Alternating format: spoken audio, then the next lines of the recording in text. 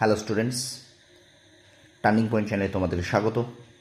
সরকারি চাকরির সেরা প্রস্তুতির ভিডিও আমি দিচ্ছি সরকারি চাকরি পরীক্ষার জন্য। এখন তোমাদের জন্য নিয়ে এসেছি ভূগোল থেকে আগত বিগত বছরের রেলের প্রশ্ন। তোমরা এই রেলের প্রশ্নগুলো দেখলে বুঝতে পারবে যে ভূগোল থেকে কী ধরনের প্রশ্ন কিন্তু করে, সেটা আরআরবি এনটিপিসি বলো বা আরআরবি গ্রুপ ডি বলো। চলো শুরু করি ক্লাসটি। প্রথম প্রশ্ন বলছে, পৃথিবীর মেরু ব্যাসার্ধ নিরক্ষীয় ব্যাসার্ধের তুলনায় কত ছোট? দেখো আমি এখানে লিখেছি, এটা কিন্তু আরআরবি গ্রুপ ডি 2012 সালে পড়েছে। উত্তর হবে 42 কিমি।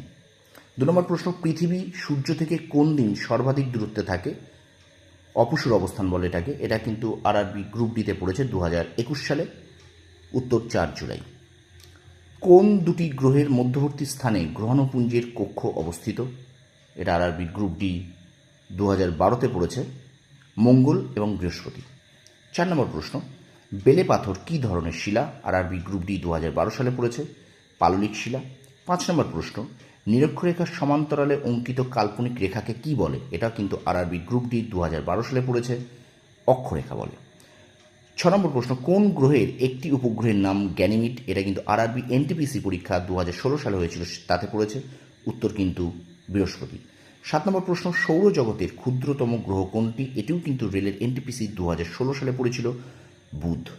8 নম্বর প্রশ্ন, ভারতের স্থলসীমা কতগুলি দেশকে স্পর্শ করেছে? এটি কিন্তু আরআরবি গ্রুপ ডি 2022 সালে পড়েছিল, এটি 7টি হবে। 9 নম্বর প্রশ্ন, আয়তনের ভিত্তিতে পৃথিবীতে ভারতের স্থান কত বা কততম? এটা আরআরবি গ্রুপ ডি 2012 সালে পড়েছে, এটা কিন্তু হবে 7ম। কর্কটক্রান্তি রেখার অবস্থান কত? এটা কিন্তু আরআরবি গ্রুপ ডি 2012 সালে পড়েছে, আরআরবি গ্রুপ ডি 2012 সালে পড়েছে। এটা কিন্তু হবে নিরক্ষরেখার 23 ডিগ্রি 30 মিনিট উত্তর। পরের প্রশ্নটা দেখো, ভারতের কোন রাজ্য সবচেয়ে বেশি সংখ্যক প্রতিবেশী রাজ্যের সঙ্গে সীমানা ভাগ করে? এটা কিন্তু আরআরবি এনটিপিসি 2016 সালে পড়েছে, উত্তর হবে কিন্তু উত্তরপ্রদেশ। 12 নম্বর প্রশ্ন দেখো, আলমাত্তি বাঁধ কোথায় অবস্থিত? উত্তর এখানে প্রশ্ন, এটা আরআরবি গ্রুপ ডি 2013 সালে পড়েছে, উত্তর হবে কিন্তু কর্ণাটক। 13 নম্বর প্রশ্ন, নাগার্জুন বাঁধ কোন নদীর ওপর অবস্থিত? এটা আরআরবি অ্যাসিস্ট্যান্ট লোকো পাইলট 2013 সালে পড়েছে, উত্তর হয়ে যাবে কৃষ্ণা। মালাবার উপকূল কোন রাজ্যে অবস্থিত? এটাও কিন্তু আরআরবি কোনো একটি পরীক্ষায় পড়েছিল, আমার ঠিক খেয়াল নেই, মানে এটা এখানে আমি দেইনি। এটা কিন্তু কেরল রাজ্যে অবস্থিত। আর সর্বশেষ প্রশ্ন, পৃথিবীর মধ্যে সর্বাধিক বৃষ্টিপাতযুক্ত স্থান কোনটি?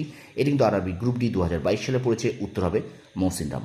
স্টুডেন্টস, তোমরা একটা ধারণা করতে পারবে তোমাদের ভূগোল থেকে এই রেলের এনটিপিসি বলো বা রেলের গ্রুপ ডি বলো বা রেলের লোকো পাইলট বলো, যে যে বিষয় থেকে প্রশ্ন দেয়, অর্থাৎ ভূগোলের তুমি ওয়ার্ল্ড জিওগ্রাফি বলো বা প্রাকৃতিক পোর্শন বলো ভূগোলের, এবং ভারতীয় ভূগোল, এই 3টে পোর্শন থেকে কিন্তু প্রশ্ন আসে।